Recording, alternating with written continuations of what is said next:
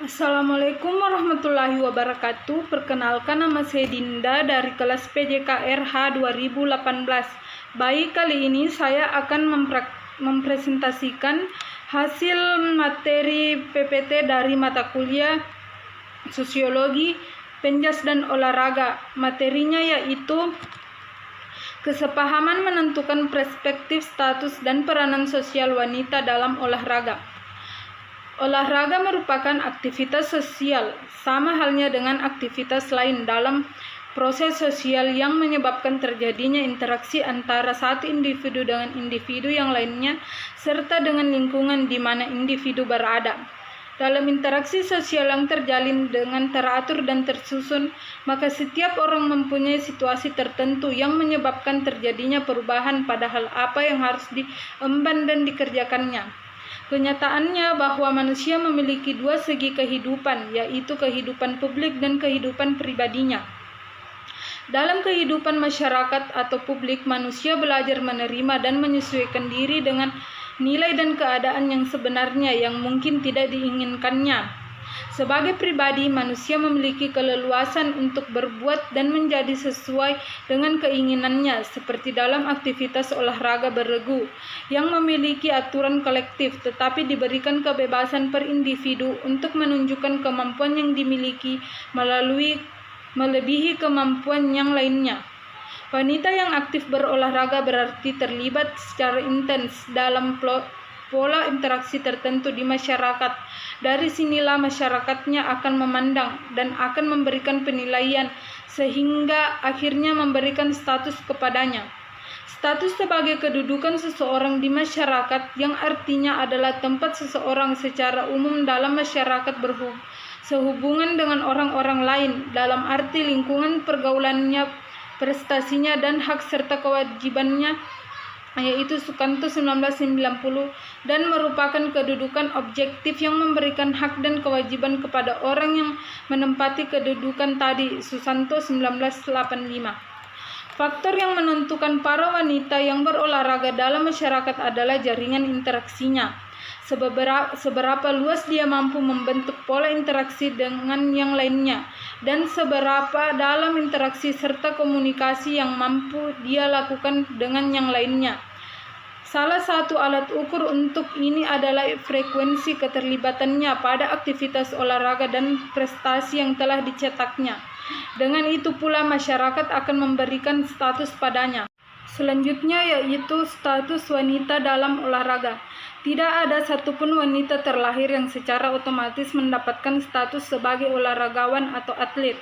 Status partisipan olahraga hanya diperoleh melalui tindakan yang ditunjukkan dengan perbuatannya pada aktivitas olahraga. Hal ini yang membedakan dengan status bangsawan atau raden atau roro yang secara otomatis dimiliki ketika seseorang dilahirkan.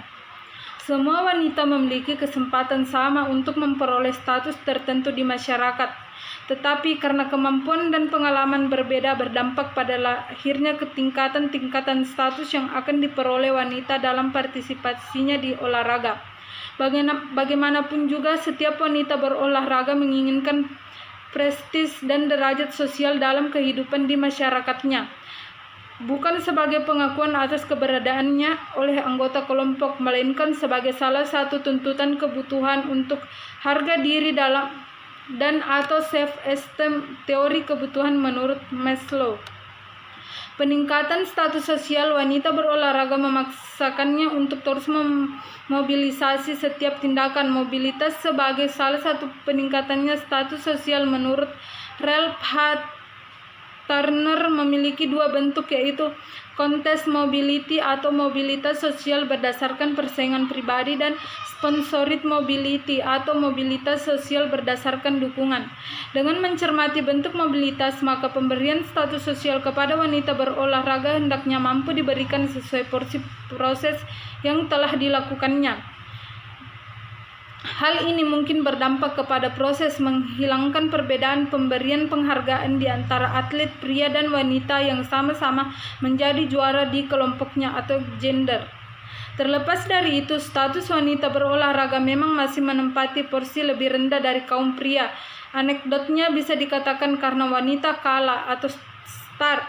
Semenjak zaman Yunani dan Romawi sebagai perintis olahraga modern, wanita belum memperoleh kesempatan yang luas dibandingkan pria, bahkan dilarangnya berpartisipasi meski sebenarnya telah memiliki kemampuan yang sama dengan pria.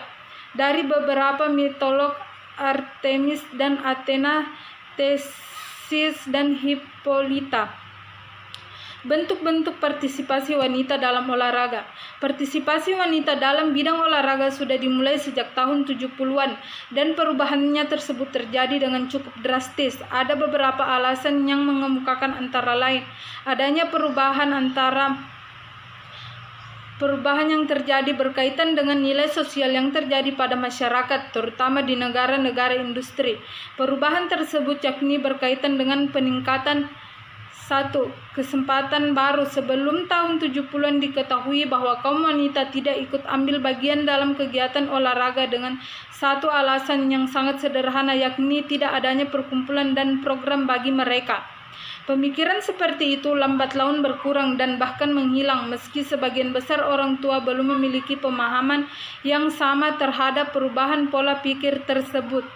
Kegiatan olahraga sudah mulai menarik minat kaum wanita, terutama kaum remaja putri. Kesadaran adanya kesempatan baru yang cukup menantang diri semakin mengundang kehadiran para remaja putri untuk ikut mengambil bagian dalam kegiatan olahraga di sekolah.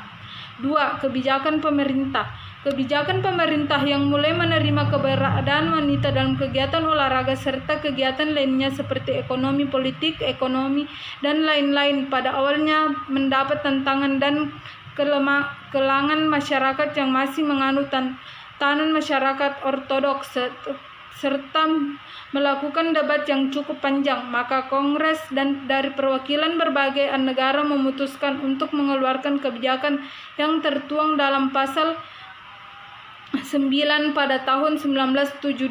Pasal ini mengatur segala sesuatu yang secara spesifik diarahkan pada penegasan dan perlindungan pada kaum wanita yang berpartisipasi dalam setiap kegiatan secara tersusun. Aturan tersebut berbunyi setiap orang atau tanpa memperhatikan beberapa jenis kelamin memiliki kebebasan untuk berpartisipasi dalam setiap kegiatan. Akan tetapi kebijakan tersebut mendapatkan tantangan yang cukup keras, terutama oleh kaum pria yang mengelola program olahraga di sekolah.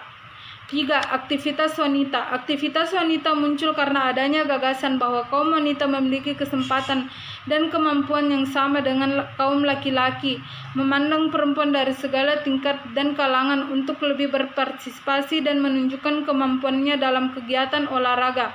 Di samping itu, adanya perubahan tatanan budaya dalam kehidupan masyarakat ditandai dengan mulai berbagai nilai yang sama antara laki-laki dan perempuan dalam kehidupan keluarga. Kesehatan dan kebugaran jasmani. Meningkatkan kesadaran kaum perempuan akan pentingnya kesehatan dan kebugaran jasmani pada pertengahan 70-an mendorong kaum wanita untuk mengambil bagian dalam aktivitas fisik termaksud olahraga. Aktivitas itu pertama ditunjukkan untuk memperoleh keindahan fisik atau beauty youthful, kemudian memulai beranjak pada keinginan untuk memiliki tubuh dengan kekuatan otot, kemudian mulai bergeser untuk menjadikan tubuh menjadi lebih besar atau olahraga yang ingin menampilkan diri untuk lebih maksimal.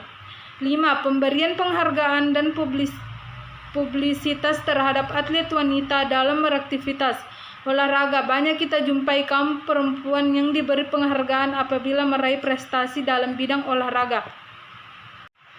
Selanjutnya yaitu perbedaan kaum wanita dan kaum laki-laki dalam olahraga. Berdasarkan informasi dari Prof. Dr. Utami Munandar menginformasikan bahwa tidak sedikit anak perempuan berbakat namun tidak mampu berprestasi dengan baik. Tinjauan perbedaan antara anak laki-laki dan anak perempuan beranjak dari perbedaan biologis, sosial, budaya dari kemampuannya. Banyak hal yang menjadikan kaum wanita dan kaum pria berbeda dalam beraktivitas olahraga. Perbedaan antara jenis kelamin, perbedaan biologis versus sosial budaya antara jenis kelamin merupakan dasar yang baik untuk menentukan sejauh mana prestasi di bawah prestasi dari perempuan diubah. Proporsi perbedaan jenis kelamin yang ditentukan secara biologis dapat dipandang sebagai batasan prestasi potensial dari perempuan berbakat. Hal ini dapat kita lihat dari beberapa faktor, yaitu 1. Perbedaan biologis.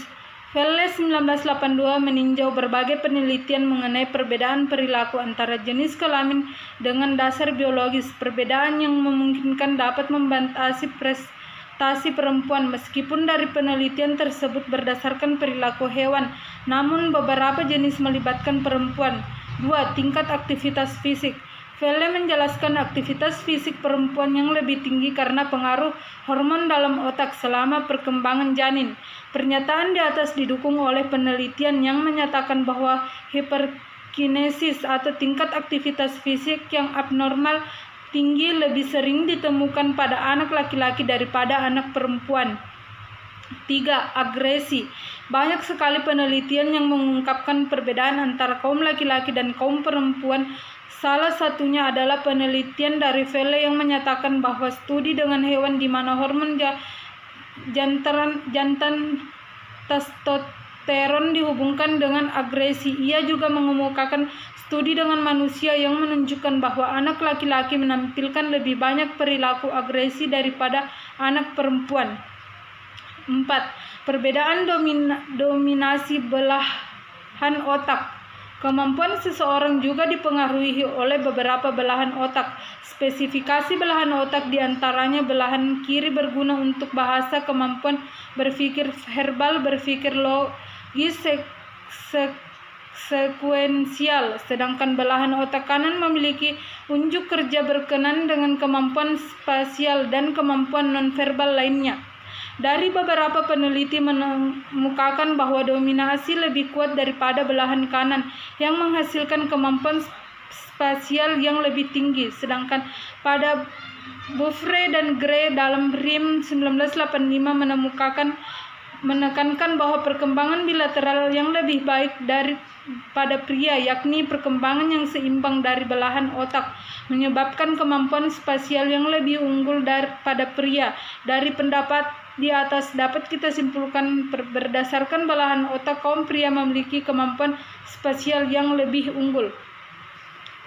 Selanjutnya yaitu peran wanita dalam olahraga. Peran dengan status keduanya tidak dapat dipisahkan karena yang satu tergantung kepada yang lainnya dan sebaliknya. Tak ada peranan tanpa kedudukan atau kedudukan tanpa peranan. Maka sudah selayaknya seorang wanita partisipan olahraga yang telah berbuat sesuai norma di masyarakat berperilaku di masyarakat sebagai organisasi resmi, dan tidaknya olahraga adalah sebuah organisasi dan merupakan struktur sosial yang mendapat peranan sosial dari kedudukannya sebagai wanita yang berolahraga. Peranan dengan status keduanya tak dapat dipisah-pisahkan karena yang satu tergantung kepada yang lain dan sebaliknya. Tak ada peranan tanpa kedudukan atau kedudukan tanpa peranan. Maka sudah selayaknya seorang wanita partisipan olahraga yang telah berbuat sesuai norma di masyarakat berperilaku di masyarakat sebagai organisasi resmi, dan tidaknya olahraga adalah sebuah organisasi dan merupakan struktur sosial masyarakat mendapatkan peranan sosial kedudukannya sebagai wanita yang berolahraga. Ketimpangan-ketimpangan yang lebih luas terjadi pada masyarakat partisipan aktivitas tertentu, termaksud aktivitas olahraga, aktivitas ketidaksesuaian harapan, atau dalam konteks olahraga Indonesia rasanya lebih tepat dikatakan tuntutan dengan peranan yang tepat dalam menduduki status-status. Davis 1984 terjadi karena harapan masyarakat kurang memperhatikan tindakan sebenarnya atau sebaliknya. Apabila harapan masyarakat akan tindakannya diketahui, akan tetapi waktu dan situasi tidak memungkinkan bagi individu yang bersangkutan. Apabila pemenuhan harapan masyarakat di luar kemampuan individu, dunia olahraga wanita lebih memperoleh kesialan dari konsep ini. Kita lebih tahu bahwa tim putri kita adalah pecundang tanpa mengerti siapa lawannya dan proses untuk menjadi pecundang, atau karena kita memang kalah start dalam proses pembinaan olahraga wanita. Tim sepak bola kita lebih banyak kalahnya. Tim bulu tangkis semakin terpuruk perpindahannya bulu tangkis putri harapan kita ke negara lain. Ketidakmampuan induk olahraga dalam proses regenerasi atlet wanita. Ini semua adalah tren yang semakin memperburuk persepsi masyarakat terhadap aktivitas wanita berolahraga. Salah satu penyebabnya adalah perbedaan kesempatan. Menurut Cockley 1990, dari beberapa kasus bahwa wanita masih memiliki sedikit kesempatan dibandingkan pria, terutama di kota-kota kecil dan wilayah pedesaan. Yang lebih sering terjadi adalah kekurangannya diantaranya dalam hal satu, persediaan dan pemeliharaan peralatan dan penyebarannya, penjadwalan pertandingan dalam waktu latihan, kesempatan memperoleh pelatihan dan tutor akademik, penugasan dan kompensasi pelatih dan tutor, ketersediaan obat-obatan dan pelayanan latihan, serta fasilitas publisitas bagi secara individu, tim, dan event. Harusnya Indonesia memiliki keuntungan dalam hal kesempatan wanita berolahraga, karena negara ini dipimpin oleh seorang perempuan juga yang secara karakter psikis lebih menonjolkan perasaan. Wanita pun berkeinginan sama untuk mendapatkan penghargaan selayaknya pria. Hanya proses ke arah itu tidak berkesempatan sama dengan yang dimiliki pria, karena terkait kebijakan yang dihasilkan adalah kesempatan dominasi pria yang duduk di lembaga legislatif dan eksekutif. Seandainya presiden negara ini berprioritas pada peningkatan sumber daya perempuan, bukan sebatas retorika dengan tegas memberikan askrip status dan asif status sebagai individu yang berhak mendapatkan kesempatan dan penghargaan yang sama dengan lawan jenisnya. Baik, materi selanjutnya yaitu kedudukan dan peran atlet di masyarakat.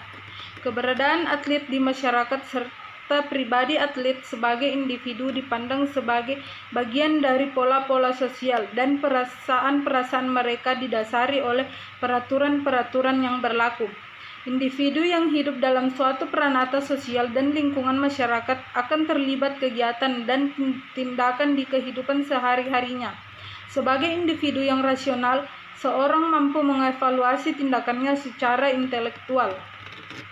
Hal inilah yang setidaknya memberikan kontribusi bagi pemikiran agar status dan peranan wanita dalam olahraga memperoleh porsi yang lebih luas lagi, menyerupai kesempatan yang diperoleh pria. Wanita tidak lagi berada di belakang dalam startnya untuk memperoleh status dan peranan sosial di masyarakat dibandingkan kaum pria. Faktor pendukung ke hal itu adalah kesadaran seluruh masyarakat bahwa bagaimanapun juga suatu keberhasilan yang meningkatkan status bangsa di dunia internasional adalah buah kerjasama antara pria dan wanita. Andai saja bangsa ini adalah negara yang menghormati sejarah serta terus mengenangnya, kita diingatkan pada prestasi tertinggi yang diperoleh duta-duta bangsa dalam Olimpiade 1996, saat pertama kalinya lagu kebangsaan Indonesia Raya berkumandang adalah buah kerjasama seseorang wanita bernama Susi Susanti. Wanitalah sebenarnya yang menjadi perintis bagi KONI untuk terus mencanangkan upaya mendulang medali pada olimpiade berikutnya. Hanya saja kita adalah masyarakat hedonis yang bersuka cita sesaat tanpa mampu mengambil makna dari setiap peristiwa, yang mampu menorehkan prestasi spektakuler yang pada akhirnya kita tetap lupa atau mungkin mengabaikan akan kemasyhuran atlet wanita yang berhasil mencetak prestasi melebihi kaum pria, sehingga status dan peranan wanita dalam olahraga masih terus berada di belakang kaum pria. Cockley mengungkapkan pula bahwa masih ada mitos yang keliru dan masih dipegang oleh masyarakat, terutama terjadi pada negara-negara yang tingkat pendidikan dan informasi medik masih rendah. Keikutsertaan yang berat dalam olahraga mungkin menjadi penyebab utama masalah kemampuan menghasilkan keturunan. Kedua, aktivitas pada beberapa event olahraga dapat merusak organ reproduksi atau payudara wanita. 3. Wanita memiliki struktur tulang yang lebih rapuh dibandingkan pria, sehingga lebih mudah mengalami cedera. Keterlibatan intens dalam olahraga menyebabkan masalah pada menstruasi. dan keterlibatan dalam olahraga membawa ke arah perkembangan yang kurang menarik dan menonjolkan otot. Alasan-alasan inilah yang memperburuk persepsi masyarakat terhadap keterlibatan wanita dalam olahraga yang secara langsung berpengaruh pada pemberian status dan peranan sosial wanita dalam kehidupan secara khusus di bidang olahraga dan pada umumnya di kehidupan sehari-hari di masyarakat di mana pola-pola interaksi sosial berlaku di lingkungannya. Terlepas dari itu, bagaimanapun juga semakin banyak wanita yang menyukai kegiatan fisik dengan tingkat penampilannya yang terus meningkat. Walaupun terdapat masalah kesehatan khusus yang berhubungan dengan fungsi reproduksi yang unik, tapi manfaatnya bagi kesehatan dan pergaulan sosial jauh melebihi pengaruh-pengaruh merugikan yang terjadi selama ini. Griwijoyo 2003-45. Baik, kesimpulan dari materi yang saya bawakan ini adalah pemberian status dan peranan sosial bagi wanita dalam olahraga hendaknya dapat dilakukan lebih bijak melalui pertimbangan kesesuaian antara apa yang mampu dilakukan dengan pemberian hak dan kewajiban serta kesesuaian memberikan harapan-harapan bukan dalam bentuk tuntutan. Mitos yang keliru sudah seharusnya dibuang. Perbedaan persepsi tidak harus semakin menyudutkan status dan peranan wanita dalam olahraga, melainkan sebagai pengayaan untuk mencari solusi dalam memberikan kesempatan yang lebih luas untuk menumbuh kembangkan seluruh potensi serta untuk terus mengejar ketertinggalan dari kaum pria dan kemajuan wanita di negara lain.